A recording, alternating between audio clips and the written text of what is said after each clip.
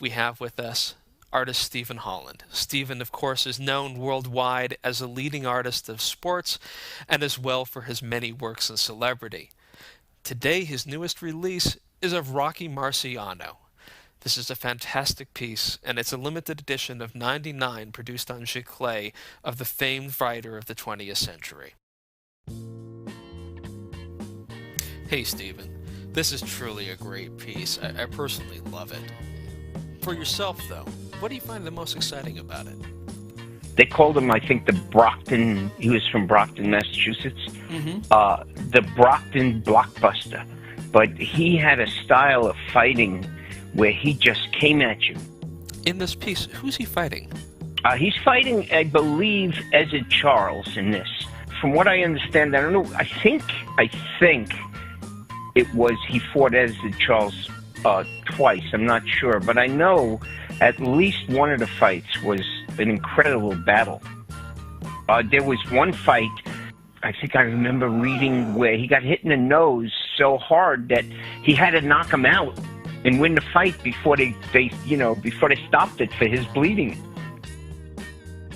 He seemed like he was fairly fun-loving. He had a family. He was like a family guy. You know, he was blue-collar, and he was, I want to call him ferocious, but only in the ring. He was not a ferocious guy. He was a very decent guy. When his manager set him up to fight Joe Louis was old at that time. And Rocky didn't want to fight him because Joe Louis was his idol, and he knew that he would kill him. He'd tear him apart, which he did. And it really hurt him. In fact, he went in to visit Joe Louis' dressing room after the fight, and Joe Louis he was crying. Joe Louis told him to stop crying, this was the business, this is what they did, and it was fine. I remember as a kid seeing Rocky, and God, he was awesome. If you hung out in the streets, you could relate to Rocky as, the tough guy. One thing I wanted to bring up, the painting's a little bit different than a lot of paintings you've been doing lately. It's definitely not as pop in its nature. It's a lot grittier. It's got a very different feel to it.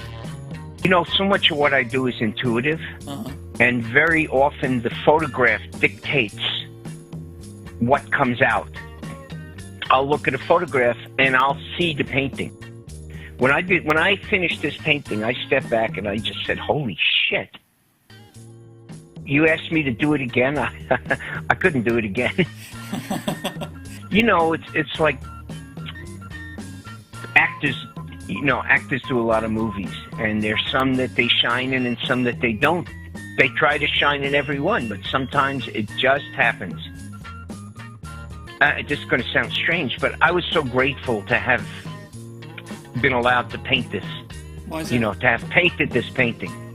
Why were you grateful? Because, I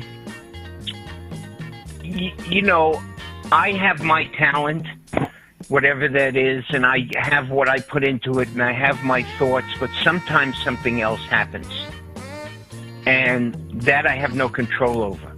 And I don't mean to get spiritual on you or anything, like just some magical have happened. And so I believed when I looked at Rocky, when I looked at the finished painting, that happened. So I was grateful it came through me like that.